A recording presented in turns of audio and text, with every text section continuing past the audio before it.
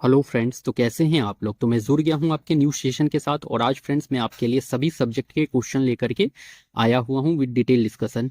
तो आप लोग इस सेशन को जरूर ज्वाइन करेंगे बिकॉज यहां पर आपका जो है डिटेल डिस्कशन देखने को मिल जाएगा। एंड आई होप कि आपके बीपीएससी टीचर हो चाहे बीपीएससी हो या फिर आप किसी भी वनडे एग्जाम की तैयारी कर रहे हैं तो आपके लिए बहुत ही ज़्यादा बेनिफिशियल होने वाला है ये सेशन।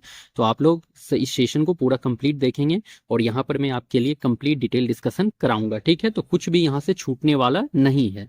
तो आप लोग एक बार इसे जरूर देखें, पूरा फुल देखें आप लोग। ठीक है, तो चलिए एक एक करके हम लोग अपने सारे क्वेश्चन को देख लेते हैं। 1855 में संथालों ने किस अंग्रेज कमांडर को हराया। One of the most important topic for your BPSC and BPSC teacher, one of the most important topic friends. तो याद रख लेना, मोस्ट इंपॉर्टेंट मैं यहाँ पे कह रहा हूँ तो यहाँ से एक क्वेश्चन तो कह रहा हूँ कंप्लीट, मतलब कि छपेगा यहाँ से एक क्वेश्चन तो श्योर है कि छप जाएगा आपके क्वेश्चन पेपर में इस टॉपिक से। ठीक ना, तो विद्रोह टाइप से जो है एक क्वेश्चन छपेगा आपके एग्जाम में, तो याद रख लियो इसको। फेविलो, लेफ्टिनेंट बस्टिन, मेजर बारो, कर्नल वाइट। तो 1855 में संथाल ने किस अंग्रेज कमांडर को हराया। तो भाई मेजर बारो को हराया था, मेजर बारो को। अब संथाल विद्रोह हुआ कब है। तो 1855 में भाई संथाल विद्रोह हुआ है, इस बात को भी याद रख लो आप लोग। अब मैं यहाँ पे कुछ विद्रोह से रिलेटेड भी आपसे डिस्कस कर लेता हूँ। तो फर्स्ट यहाँ पर मैं आपसे संथाल विद्रोह डिस्कस करूंगा। तो संथाल विद्रोह, तो संथाल विद्रोह हुआ कब है। तो ये हुआ है 1855 से 56 के बीच में। ठीक है, 1855 से 1856 के बीच में संथाल विद्रोह हुआ है। और इसका नेतृत्व किसने करा है भाई। तो सिद्धू कानू और चांद भैरव ने। कानू सिद्धू कानू और किसने, चांद भैरव ने। चार नाम आपको याद रख लेना है, सिद्धू कानू चांद भैरव संथाल विद्रोह से जुड़े हुए थे। ठीक है, मैं आपको सिर्फ नाम और डेट यहाँ पे बता रहा हूँ क्योंकि ज्यादा टाइम इसी से क्वेश्चन देखा जा रहा है, तो इसलिए मैं ज्यादा डिटेल में इसको नहीं बताऊंगा। इनफैक्ट मैं और सारे विद्रोह यहाँ पे आपसे डील कर लेता हूँ, तो ज्यादा डिटेल में नहीं देखूंगा। यहाँ पर आपको डेट और जो नाम जो है किसने नेतृत्व करा ये मैं बताते हुए चलता हूँ क्योंकि ये यहाँ से क्वेश्चन देखने को मिल जा रहा है आपके एग्जाम में। तो ये दोनों हम लोग देखते हुए चलते हैं। अच्छा, अगर आपसे पूछ ले भाई कि कोल विद्रोह किसने करा था, कोल विद्रोह, और ये तो शायद आपके टीआरई के एग्जाम में आया हुआ क्वेश्चन है, कोल विद्रोह। तो कोल विद्रोह जो हुआ था ये 1831 में हुआ था। कब हुआ था, 1831 से 32 के बीच में कोल विद्रोह हुआ था। कोल विद्रोह कब हुआ है तो 1831 से 32 के बीच में। और इसका नेतृत्व जो किया था बुद्धो भगत ने करा था, बुद्धो भगत ने करा था कोल विद्रोह का नेतृत्व। और ये किस एरिया में हुआ था ये भी जानना जरूरी हो जाता है। तो भाई ये कोल विद्रोह जो हुआ था छोटा नागपुर वाले एरिया में हुआ था, छोटा नागपुर के एरिया में हुआ था। ठीक है, तो छोटा नागपुर के पठार से शुरू हुआ था, मतलब कि आप सिंहभूम, पलामू, हजारीबाग ये सब मान के चल सकते हैं। तो छोटा नागपुर पठार से शुरू हुआ है कोल विद्रोह। ठीक है, इतना क्लियर हो गया। तीसरा आप लोग क्या याद रखेंगे भाई। तो तीसरा आप लोग याद रख लियो एक क्या कहता हूं उसे, खोंड या सवार आंदोलन याद रख लो, खोड़ या सवार आंदोलन। तो खोड़ या सवार आंदोलन आप लोग याद रखना, ये भी इंपॉर्टेंट है। तो खोड़ या सवार आंदोलन जो भाई इसका नेतृत्व किया था चक बिसोई और राधा कृष्ण दंड सेना ने। चक बिसोई और राधा कृष्ण दंड सेना, राधा कृष्ण दंड सेना। तो चक बिसोई और राधा कृष्ण दंड सेना ने खोड़ या सवार आंदोलन का नेतृत्व किया है। और ये क्यों हुआ था भाई। तो ये मौर्य प्रथा, नरबली प्रथा पर रोक लगा दिया था अंग्रेजों ने, इसलिए हुआ था। मौर्य प्रथा पर रोक लगाया, मौर्य प्रथा, या फिर उसे आप नरबली प्रथा कह सकते हैं। नरबली प्रथा पर अंग्रेज ने रोक लगाया, इसीलिए खोड़ या सवार आंदोलन हुआ था। तो मौर्य प्रथा या नरबली प्रथा पर अंग्रेजों ने रोक लगाया, इसीलिए खोड़ या सवार आंदोलन देखने को मिला था। और इसका नेतृत्व जो है चक बिसोई ने करा है। ओके फ्रेंड्स, फोर्थ आप लोग क्या याद रख लीजिएगा, फोर्थ याद रखिएगा आप लोग क्या कहते हैं, मुंडा विद्रोह। इंपॉर्टेंट है आपके लिए मुंडा विद्रोह, ये क्वेश्चन शायद मिला है आपके बीपीएससी टीचर में देखने को। तो मुंडा विद्रोह भाई, तो पहला तो डेट ही याद रख लो, 1899 से 1900 के बीच में मुंडा विद्रोह देखने को मिला। 1899 से 1900 के बीच में मुंडा विद्रोह हुआ है। और मुंडा विद्रोह का नेतृत्व किसने करा है तो बिरसा मुंडा ने करा है, बिरसा मुंडा, बिरसा मुंडा। और बिरसा मुंडा को धरती आबा के नाम से भी जाना जाता था। आपसे पूछ लेगा कि धरती आबा के नाम से या आबा के नाम से कौन जाना जाता था। तो धरती आबा के नाम से बिरसा मुंडा को जाना जाता था। ठीक है, और देखो मुंडा विद्रोह को भाई ये उलगुलान विद्रोह भी कहा जाता था। आपसे पूछ सकता है कि उलगुलान विद्रोह को किस विद्रोह, मतलब कि मुंडा विद्रोह को किस और विद्रोह के नाम से जाना जाता था। तो उलगुलान विद्रोह भी कहा जाता था मुंडा विद्रोह को। मुंडा विद्रोह को उलगुलान विद्रोह के नाम से भी जाना जाता था, इसको भी ध्यान में रख लेना आप लोग। अच्छा, मुंडा विद्रोह आखिर हुआ कहाँ से है भाई? तो छोटा नागपुर के एरिया से हुआ है, ठीक ना। छोटा नागपुर, छोटा नागपुर के एरिया से हुआ था, ठीक है। और ये हुआ क्या था भाई? तो मुंडा विद्रोह जो हुआ था ना, खूंटकटी प्रथा जो था उस पर अंग्रेजों ने रोक लगाया था, इसलिए हुआ था। खूंटकटी प्रथा का मतलब होता है सामूहिक खेती, तो सामूहिक खेती पर अंग्रेजों ने रोक लगाया था, इसीलिए मुंडा विद्रोह देखने को मिल गया था आपका 1899 से 1900 के बीच में। अच्छा, आपसे एक क्वेश्चन ये भी पूछा जाता है भाई कि बिरसा मुंडा को रांची जेल में कब डाला गया था? तो बिरसा मुंडा को जेल में जो है, रांची जेल में फरवरी के 1900 में डाला गया, ठीक है। तो बिरसा मुंडा को जेल में जो है फरवरी 1900 में डाला गया था, फरवरी 1900 में डाला गया था। और किस जेल में? तो रांची जेल में। तो बिरसा मुंडा को जेल में कब डाला गया? तो 1900 ईस्वी में डाला गया था, फरवरी के मंथ में डाला गया था। और किस जेल में डाला गया था? तो रांची जेल में डाला गया था, ठीक है। और इनकी मृत्यु कब हो गई है बिरसा मुंडा की? आखिर मृत्यु भी तो पूछ सकता है कि बिरसा मुंडा का डेथ कब हुआ है, मृत्यु कब हुआ है? तो मृत्यु भाई, तो ये जून 1900 में हुआ था। बिरसा मुंडा का मृत्यु जो हुआ था ये जून 1900 में बिरसा मुंडा का मृत्यु हो गया था। ओके फ्रेंड्स, इतना दूर आपका शायद क्लियर हो गया होगा। अच्छा, अगर आपसे पूछ ले कि चुआड़ विद्रोह कब हुआ है? चुआड़ विद्रोह, चुआड़ विद्रोह भी इंपॉर्टेंट हो सकता है ना आपके लिए। तो चुआड़ विद्रोह जो हुआ है ये 1768 में देखने को मिल गया था। और चुआड़ विद्रोह हुआ कहाँ पर है? तो मिदनापुर में हुआ है, मिदनापुर में हुआ है। चुआड़ विद्रोह कहाँ हुआ है? तो मिदनापुर में हुआ था। और इसके कौन थे, नेतृत्व किसने करा है? तो कैलाश पाल ढोलका और बाराभूम, कैलाश पाल ढोलका, कैलाश पाल जो ढोलका थे और बाराभूम ने इसका नेतृत्व किया करा था, बाराभूम। तो चुआड़ विद्रोह का नेतृत्व किसने किया है? तो कैलाश पाल ढोलका और बाराभूम ने चुआड़ विद्रोह का नेतृत्व करा है मिदनापुर से 1768 में। Okay friends. अच्छा, एक और याद रख लियो आप लोग, सन्यासी विद्रोह, सन्यासी विद्रोह। जो जो मुझे याद आ रहा है, इंपॉर्टेंट लग रहा है, मैं बता रहा हूँ आपको। तो सन्यासी विद्रोह अगर आपसे पूछ ले भाई, तो सन्यासी विद्रोह के नेतृत्व किसने करा है? तो मजमून शाह और देवी चौधरानी ने, मजमून शाह, मजमून शाह और देवी चौधरानी ने सन्यासी विद्रोह का नेतृत्व करा है। चौधरानी, तो मजमून शाह और देवी चौधरानी ने सन्यासी विद्रोह का नेतृत्व करा है। और सन्यासी विद्रोह हुआ कब है? तो 1770 से 1820 के बीच में हुआ था। और आनंद मठ पुस्तक जो है इसी सन्यासी विद्रोह पर बेस्ड है, ठीक ना। आनंद मठ, तो आनंद आपसे पूछ लेगा कि आनंद मठ पुस्तक किस विद्रोह पर बेस्ड है? तो आनंद मठ पुस्तक जो है सन्यासी विद्रोह पर ही बेस्ड है। ओके फ्रेंड्स, आनंद मठ जो है वो सन्यासी विद्रोह पर ही आधारित है। ओके, आई होप इतना दूर क्लियर हो गया होगा आपका। और सन्यासी विद्रोह का नेतृत्व किसने करा है? तो मजमून शाह और देवी चौधरानी ने। अच्छा, एक क्वेश्चन आपसे ये भी पूछ लिया जाता है कि सन्यासी विद्रोह को दबाया किसने था?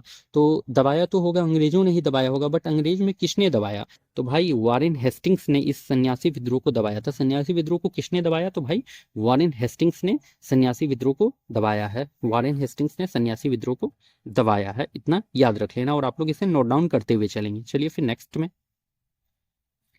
मुंडा विद्रोह का नेतृत्व किसने किया? तो मुंडा विद्रोह बिरसा मुंडा, सिद्धू कानू, बुद्धू भगत, राजकुमार शुक्ल। तो भाई मुंडा विद्रोह तो बिरसा मुंडा, और पीछे मैंने डील कर रखा है तो ज्यादा मैं नहीं बताऊंगा, वहां से आप लोग देख लेना। और मुंडा विद्रोह जो हुआ था कब हुआ था?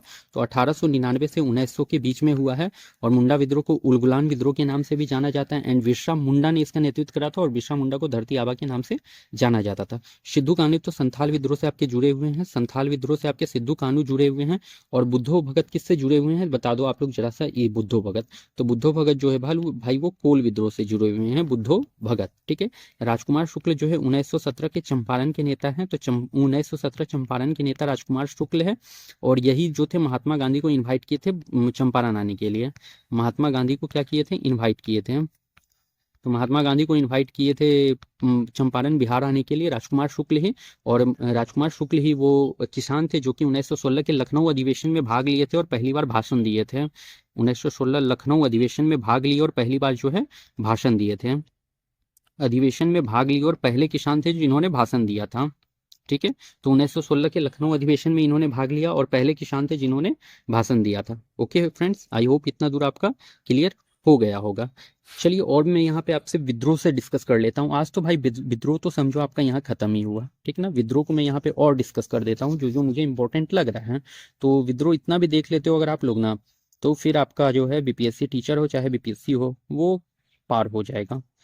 तो देख लो अब यहाँ पर फकीर विद्रोह अगर आपसे पूछ ले भाई कि फकीर विद्रोह का नेतृत्व किसने करा? तो फकीर विद्रोह का नेतृत्व जो है, सिर्फ नेतृत्व इसका याद रख लीजिए किसने करा है, तो मजमून शाह ने करा है फकीर विद्रोह का नेतृत्व, ठीक है।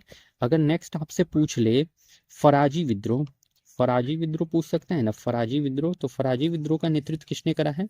तो फराजी विद्रोह का नेतृत्व हाजी सरईतुल्लाह ने करा है। सरईतुल्लाह हाजी सरईतुल्लाह ने फराजी विद्रोह का नेतृत्व करा है।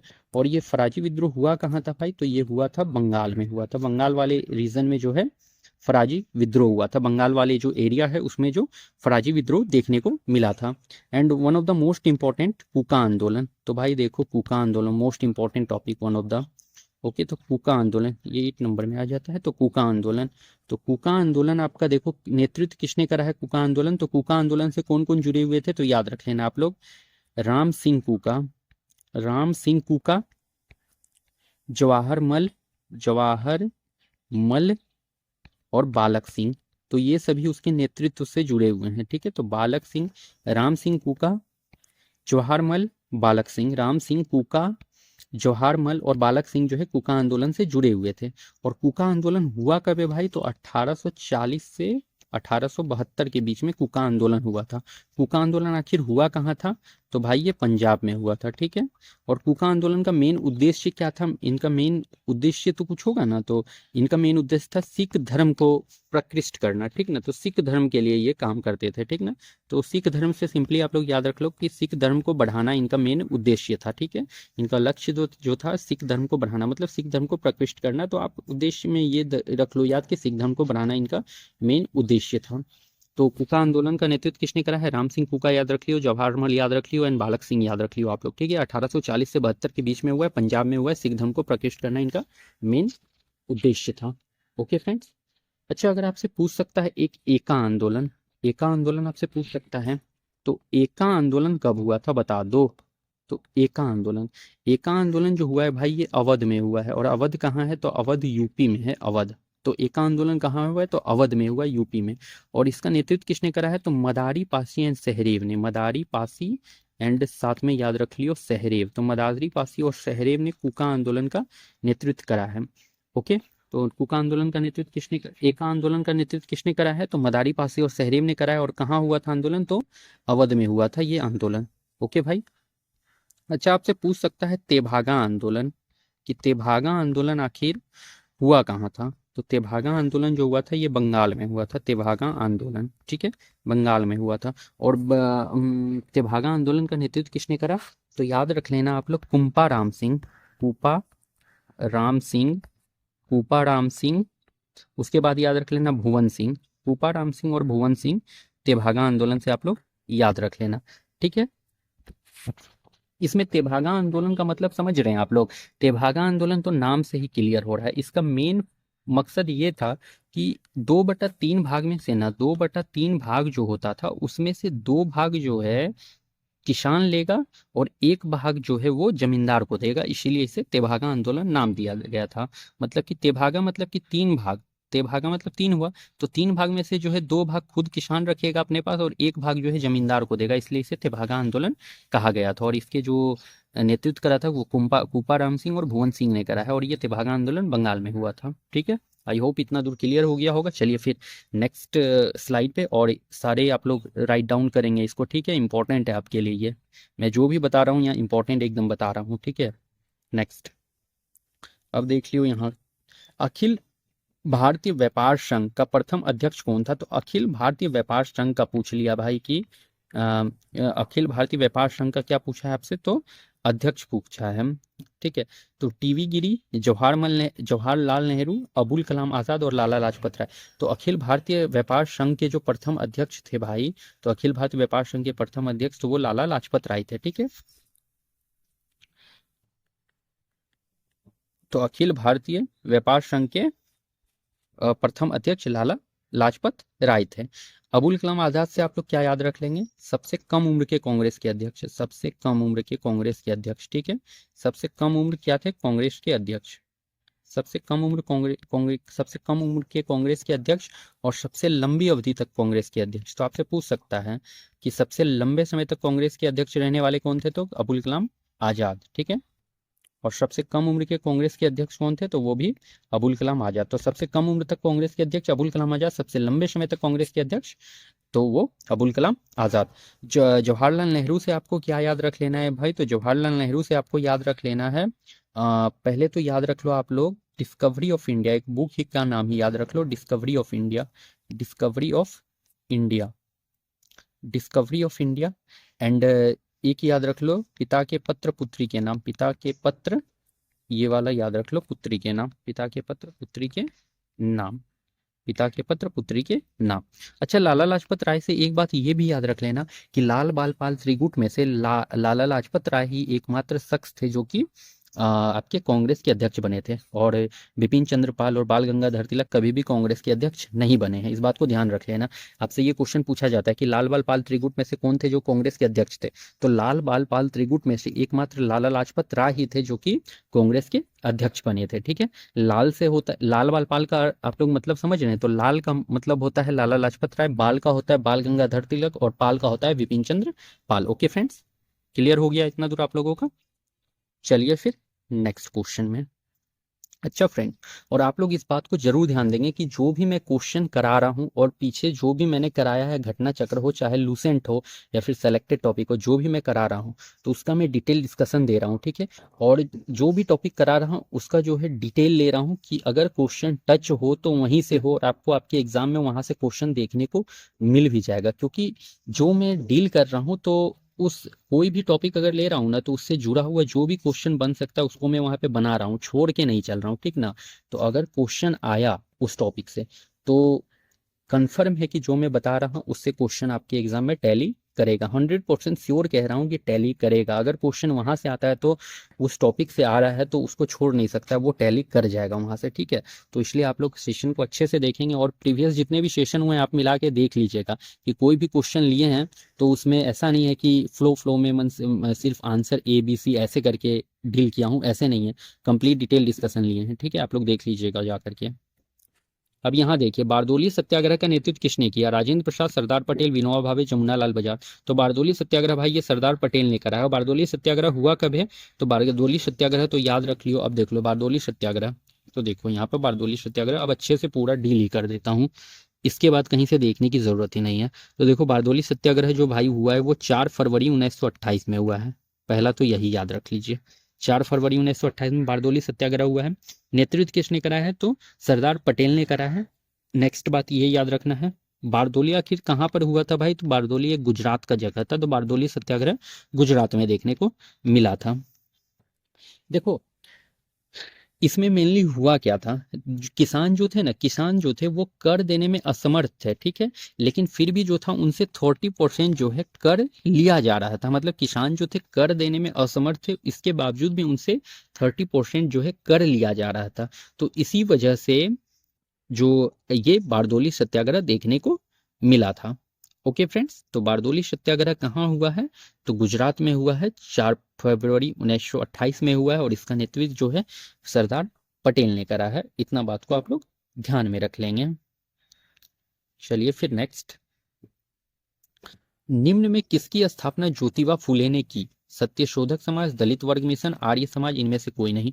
तो ज्योतिबा फुले ने किसकी स्थापना की ये पूछा है आपसे, तो ज्योतिबा फुले ने according to option Satyashodhak Samaj की स्थापना ज्योतिबा फुले ने करा है। ज्योतिबा फुले ने सत्यशोधक समाज का स्थापना करा, और कब करा है ज्योतिबा फुले ने, तो 1873 में सत्यशोधक समाज का स्थापना करा है, और कहाँ पर करा है, तो महाराष्ट्र में करा है। सत्यशोधक समाज का स्थापना कहाँ पर हुआ है, तो महाराष्ट्र में हुआ है। ठीक है, तो आपसे पूछ सकता है सत्यशोधक समाज का स्थापना कहाँ पर हुआ है, तो महाराष्ट्र में हुआ है। कब हुआ है सत्यशोधक समाज का स्थापना, 1873 में, 1873 में सत्यशोधक समाज का स्थापना हुआ। इस दो बात को ध्यान में रख लेना। सत्य ज्योतिबा फुले से एक बुक भी याद रख लो भाई, वो गुलामगिरी। तो गुलामगिरी किसने लिखा है, तो ज्योतिबा फुले ने लिखा है गुलामगिरी। गुलामगिरी किसने लिखा है, तो ज्योतिबा फुले ने लिखा है गुलामगिरी। इसको भी याद रख लीजिएगा आप लोग, गुलामगिरी को भी। ठीक है, अच्छा अगर आपसे पूछ ले कि आर्य समाज के संस्थापक कौन थे, पूछ सकता है ना आपसे, जब यहाँ पे ज्योतिबा फुले से आया है तो आर्य समाज मेरे दिमाग में आ रहा है, तो ये भी सुन लो आप लोग। तो आर्य समाज के संस्थापक अगर आपसे पूछ ले तो स्वामी दयानंद सरस्वती होगा। ठीक है, स्वामी दयानंद सरस्वती, दयानंद सरस्वती। आर्य समाज के संस्थापक तो स्वामी दयानंद सरस्वती। नेक्स्ट आप लोग याद रखेंगे ब्रह्म समाज। अगर आपसे पूछ ले ब्रह्म समाज, तो भाई ब्रह्म समाज के संस्थापक कौन है बताओ? तो राजा राम मोहन राय, राम मोहन राय। तो राजा राम मोहन राय जो हैं भाई वो ब्रह्म समाज के संस्थापक हैं। नेक्स्ट प्रार्थना समाज भी याद रख लो आप लोग, प्रार्थना समाज। प्रार्थना समाज के संस्थापक आत्माराम पांडुरंग, आत्माराम पांडुरंग, आत्माराम, आत्माराम पांडुरंग। प्रार्थना समाज के संस्थापक आत्माराम पांडुरंग। नेक्स्ट याद रख लियो आप लोग, अगर पूछ ले रामकृष्ण मिशन के संस्थापक कौन है, तो भाई रामकृष्ण मिशन, तो रामकृष्ण मिशन के संस्थापक जो थे वो स्वामी विवेकानंद हो जाते हैं, स्वामी विवेकानंद। रामकृष्ण मिशन के संस्थापक स्वामी विवेकानंद याद रख लियो आप लोग, स्वामी विवेकानंद याद रख लियो। ठीक है, चलिए फिर नेक्स्ट स्लाइड में 2011 की जनगणना के अनुसार भारत का सर्वाधिक जनसंख्या वाला राज्य, तो भारत का सर्वाधिक जनसंख्या वाला राज्य कौन सा था बताओ? मध्य प्रदेश, उत्तराखंड, उत्तर प्रदेश, बिहार। तो भाई सर्वाधिक जनसंख्या वाला राज्य जो है वो उत्तर प्रदेश देखने को मिल जाता है। ठीक है, अगर और सबसे कम जनसंख्या अगर पूछ ले कि सबसे कम जनसंख्या वाला राज्य कौन सा है, तो वो सिक्किम है, सिक्किम। सबसे कम जनसंख्या वाला राज्य कौन सा है? तो कम जनसंख्या वाला राज्य जो है सिक्किम है, सबसे कम जनसंख्या वाला राज्य सिक्किम है। अगर आपसे पूछ ले कि बिहार का रैंक क्या है जनसंख्या में, तो बिहार का रैंक, तो बिहार का स्थान क्या है भाई जनसंख्या में? तो बिहार का रैंक जो है ये 3rd रैंक पे आता है। बिहार कितने नंबर पे है जनसंख्या में? 3रे नंबर में। अगर पूछ ले एरिया में, क्षेत्रफल में बिहार कितने नंबर पे है? एरिया मतलब कि ये जो क्षेत्रफल में जो है, क्षेत्रफल में जो है बिहार का रैंक क्या है बताओ? तो क्षेत्रफल में अगर बिहार का रैंक पूछ ले भाई, तो ये 12 नंबर पे आता है, 12 नंबर पे बिहार का रैंक है क्षेत्रफल में। और बिहार का रैंक है पॉपुलेशन में, जनसंख्या में 3रे नंबर पर। ठीक है, इतना बात आप लोग ध्यान में रख लियो। ओके फ्रेंड्स, नेक्स्ट, भारत में नियमित रूप से कितने वर्षों में जनगणना होती है? तो भाई देखो जनगणना जो होता है वो 10 वर्षों में किया जाता है, हर 10 वर्ष में जो है जनगणना आपको देखने को मिलता है। नेक्स्ट, जनसंख्या की दृष्टि से विश्व के बड़े देशों में भारत का कौन सा स्थान है? तो जनसंख्या की दृष्टि से पूछा है आपका कि भारत का कौन सा स्थान है, ये पूछा है। पहला, दूसरा, तीसरा, चौथा। तो भाई देखो जनसंख्या की दृष्टि से पूछ ले तो भारत अभी पहले स्थान पर है, जनसंख्या की दृष्टि से पूछ ले तो भारत अभी फर्स्ट स्थान में है, याद रख लेना आप लोग। भारत में जनगणना का कार्य सर्वप्रथम कब किया गया? तो देखो पहला जो सेंसस हुआ था, जनगणना जो हुआ था भारत में, ये 1872 में हुआ था, 1872 में हुआ था। और कब, किसके टाइम पे? तो लॉर्ड मेयो के टाइम पर, लॉर्ड मेयो के टाइम पर हुआ था 1872 में। अगर आपसे पूछ ले, ये सर्वप्रथम जनगणना पूछा है तो 1872 में लॉर्ड मेयो के टाइम पर हुआ। लेकिन अगर पूछ ले आपसे कि नियमित जनगणना कब हुआ है बताओ? नियमित जनगणना, ये तो सर्वप्रथम जनगणना हुआ था बट ये कंप्लीट नहीं हो सका था। ठीक ना, ये जनगणना तो हुआ 1872 में, लॉर्ड मेयो के टाइम पे सेंसस हुआ है, बट वो कंप्लीट नहीं हो सका था। लेकिन जब नियमित जनगणना जो हुआ है वो जो हुआ है लॉर्ड रिपन के टाइम पे हुआ है जनगणना। तो नियमित जनगणना किसके टाइम पे हुआ है? तो लॉर्ड रिपन के टाइम पे नियमित जनगणना हुआ है, और ये जनगणना जो है कंप्लीट जनगणना हुआ था। और ये जनगणना जो हुआ है नियमित जनगणना 1881 में हुआ था।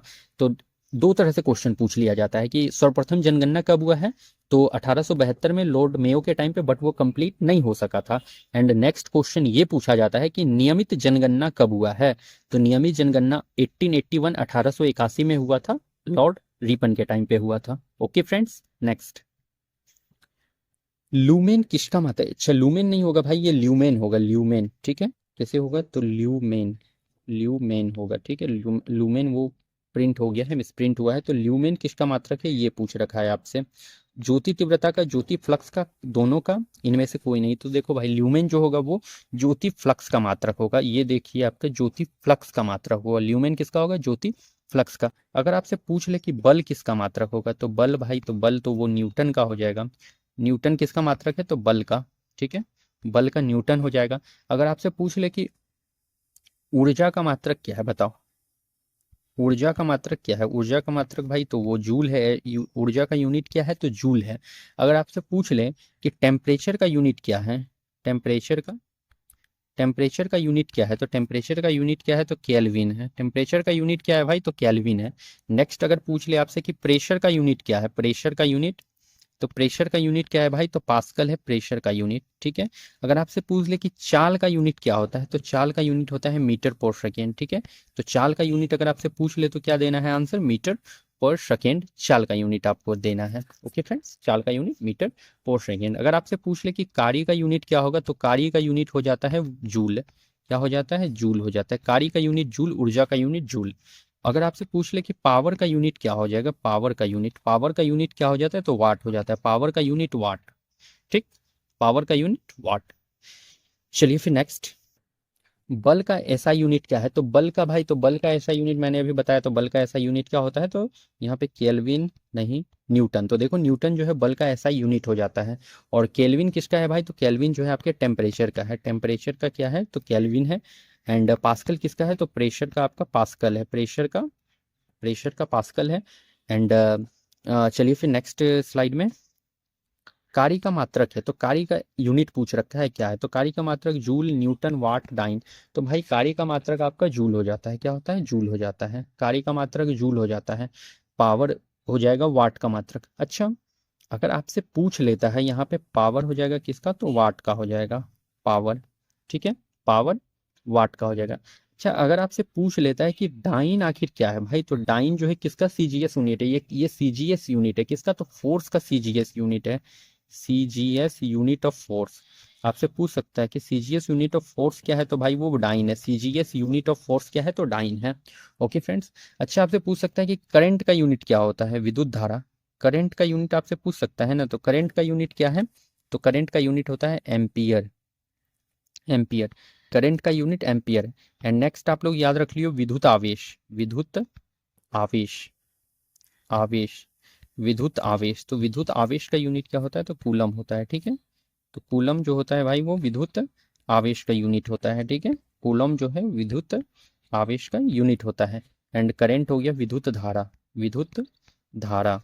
तो विद्युत धारा मतलब कि करंट का एम्पियर हो गया, और विद्युत आवेश का हो जाएगा कूलम हो जाएगा, ठीक है। Next, baking soda, baking soda का रासायनिक सूत्र भाई, बेकिंग सोडा का रासायनिक सूत्र, one of the most important topic, again one of the most important topic for your exam, don't leave it, okay. तो छोड़ना मत इसे, छोड़ोगे तो एक नंबर भाई कट गया, मान लो एक नंबर कट गया। एक क्वेश्चन यहाँ से टैली करेगा, छपेगा यहाँ से, अभी लिख लियो आप लोग। तो baking soda Na2CO3, baking soda मतलब खाने वाला soda, Na2CO3 NH2 Na2SO3 NHSO2। तो नहीं भाई, तो बेकिंग सोडा का होगा क्या आखिर, तो बेकिंग सोडा का जो होता है वो NaHCO3 होता है, NaHCO3, ये बेकिंग सोडा का है, NaCO3 बेकिंग सोडा का रासायनिक सूत्र होता है। अगर आपसे पूछ ले Na2CO3 10H2O किसका है, तो ये भाई देखिए वॉशिंग सोडा का है, वॉशिंग सोडा, वॉशिंग सोडा का क्या है, Na2CO3 10H2O। अब यहाँ रासायनिक सूत्र और मैं कुछ डिस्कस करूंगा आपसे अभी। अगर आपसे पूछ ले भाई कि लाफिंग गैस किसे कहा जाता है, तो बताओ तो, लाफिंग गैस, तो लाफिंग गैस जो है नाइट्रस ऑक्साइड को कहा जाता है, मतलब N2O, nitrous oxide, nitrous, nitrous oxide. तो लाफिंग गैस किसे कहा जाता है, तो N2O नाइट्रस ऑक्साइड को। ओके। अच्छा, अगर आपसे पूछ ले रासायनिक फॉर्मूला कि क्लोरोफॉर्म का क्या होता है, क्लोरोफॉर्म, क्लोरोफॉर्म का रासायनिक सूत्र क्या होता है बताओ, तो क्लोरोफॉर्म का रासायनिक सूत्र होता है CHCl3, CHCl3 क्लोरोफॉर्म का।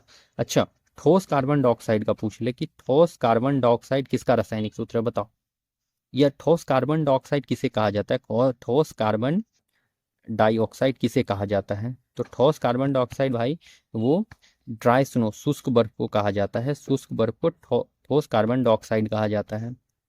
ये आपके बीपीएससी टीआरई थर्ड में क्वेश्चन पूछा गया था, बीपीएससी के टीआरई थर्ड में क्वेश्चन पूछा गया था, ठोस कार्बन डाइऑक्साइड किसे कहते हैं, तो शुष्क बर्फ को ठोस कार्बन डाइऑक्साइड कहा जाता है। टीआरई थर्ड का क्वेश्चन है ये वाला।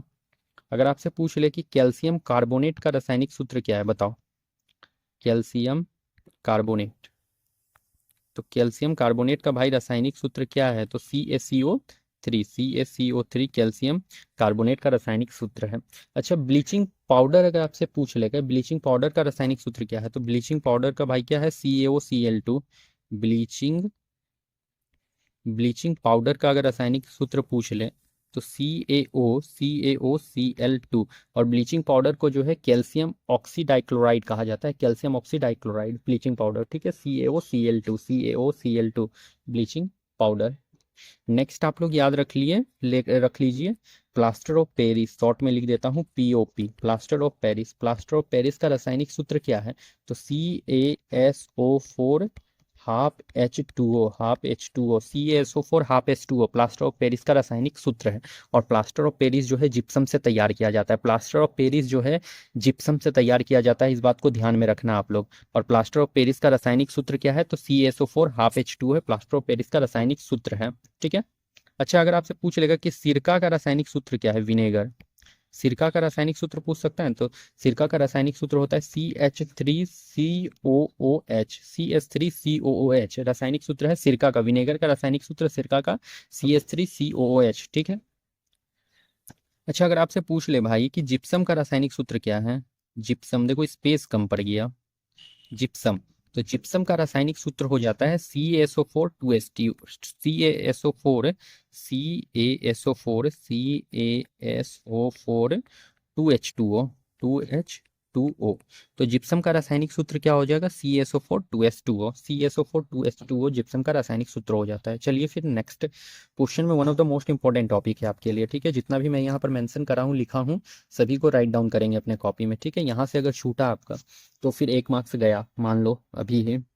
चलिए फिर नेक्स्ट, निम्नलिखित में किस धातु को मिट्टी के तेल में डुबोकर रखा जाता है ताकि वह सुरक्षित रहे और उसमें आकस्मिक रूप से आग लगने से रोका जा सके? तो मतलब कि देखो सिंपल सा क्वेश्चन है कि मिट्टी के तेल में डुबा के किस धातु को रखते हैं, किस धातु को मिट्टी के तेल में डुबाकर रखते हैं ताकि उसमें आग ना लगे, ये सिंपल सा क्वेश्चन पूछा है आपसे। तो सोडियम है, कैल्शियम है, वेनेडियम है, इनमें से कोई नहीं, तो भाई करेक्ट आंसर इसका सोडियम होगा। क्या होगा? सोडियम होगा इसका करेक्ट आंसर। नेक्स्ट, चाकू से काटी जा सकने वाली धातु है, तो देखो चाकू से कटने वाला जो धातु है वो है तांबा, सोडियम, लोहा, सीसा। तो देखो चाकू से जो कटा जा सकता है, और इस टाइप का क्वेश्चन आपके BPSC में पूछा गया था, तो ये इंपॉर्टेंट है आपके लिए, इंपॉर्टेंट है। और ये केमिस्ट्री का क्वेश्चन है, इंपॉर्टेंट है क्वेश्चन आपके लिए, तैयारी 3rd में पूछा गया है, हो सकता है रिपीट करे कोई क्वेश्चन इस टॉपिक से। तो देखो यहाँ पर मैं ये टॉपिक से पूछा गया क्वेश्चन तो यहाँ लेकर आया हूँ, तो इससे रिलेटेड और भी क्वेश्चन मैं आपसे डिस्कस कर रहा हूँ, तो समझ लीजिए कितना बेनिफिशियल है ये सेशन आपके लिए। तो सिर्फ यही क्वेश्चन मैं डिस्कस नहीं कर रहा हूँ, इससे रिलेटेड टॉपिक को भी, और भी जो क्वेश्चन बन सकते हैं उसको भी डिस्कस करूंगा इसमें। तो चाकू से काटी जा सकने वाली धातु जो है भाई वो सोडियम है। क्या है? सोडियम है। अच्छा, अगर आपसे पूछ ले कि वो कौन सा जो मतलब क्या कहते हैं, वो कौन सा मेटल हो जो लिक्विड फॉर्म में रहता है, लिक्विड फॉर्म में मतलब कि द्रव्य के फॉर्म में रहने वाला मेटल कौन सा है? लिक्विड फॉर्म वाला मेटल, लिक्विड फॉर्म में रहने वाला धातु, तो वो कौन सा मेटल है, वो कौन सा मेटल है जो लिक्विड फॉर्म में पाया जाता है? तो भाई वो आपका मरकरी है। क्या है?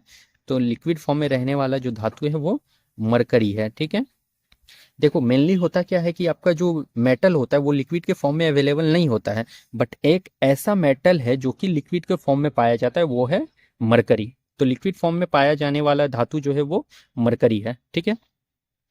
अगर आपसे पूछ ले कि लिक्विड फॉर्म में पाया जाने वाला नन मेटल, लिक्विड फॉर्म में, लिक्विड फॉर्म में रहने वाला नन मेटल, रहने वाला अधातु अगर पूछ ले, अब देखो अधातु आ गया, धातु था अब अधातु आ गया। ये जो धातु था ये तैयारी 3rd का क्वेश्चन है, तैयारी 3rd का। तो इस टाइप के क्वेश्चन हो सकते हैं कि कोई इस बार आपको नन मेटल से दे दे, तो हो सकता है नन मेटल से आ जाए, इसलिए मैं नन मेटल भी डिस्कस कर रहा हूँ यहाँ पे, इसको देख लो अच्छे से।